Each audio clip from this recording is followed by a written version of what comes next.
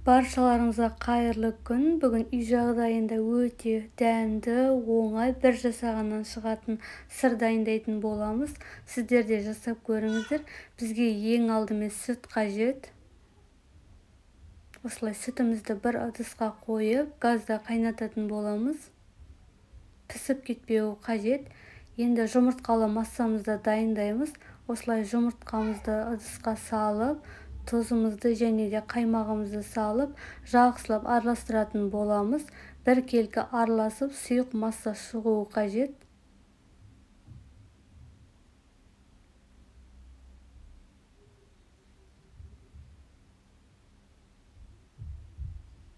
Венчикпен немесе вилкамен осылай араластырып аласыздар.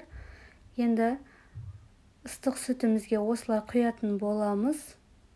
Осылай бір қайнап шыққанда өшіресіздер. Орташа отта осылай іртік болып шығады. Бір қайнағасын өшіресіздер.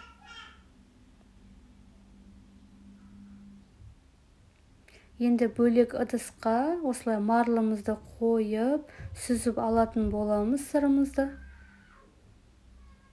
Осылай ыстық күйінде құятын боламыз. Абай болыңыздар.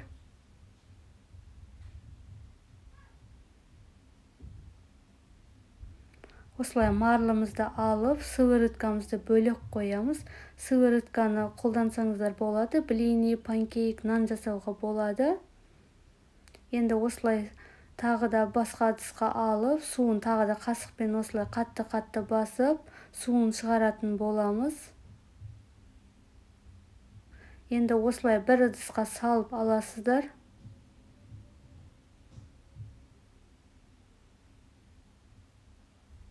Үстінен ауыр нәрсе қоясыздар. Банка немесе қандай да бір ыдыс.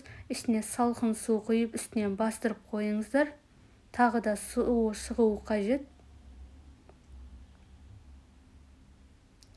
Холодильникке суығасын саласыздар. Холодильникке 1 сағат салсаңыздар, осылай біздің сырымыз дайын болады. Мен холодильникке 1 сағат қойып, осылай алдым. Бізде осындай өте әдемі сыр шығады. Үйге де, қонақтарға да осылай жасасаңыздар болады. Ешқандай да үгітілмей, осылай әдемі кесілетін болады. Сіздер де жасап көріңіздер. Дәмі де керемет. Видео ұнаса лайк басып, комментарий қалдырып кетіңіздер. Менің каналыма тіркелмеген болсаңыз, тіркеліп қойыңыз. Алда көптеген рецепттер шығаратын боламын. Баршаңызға ас болсын.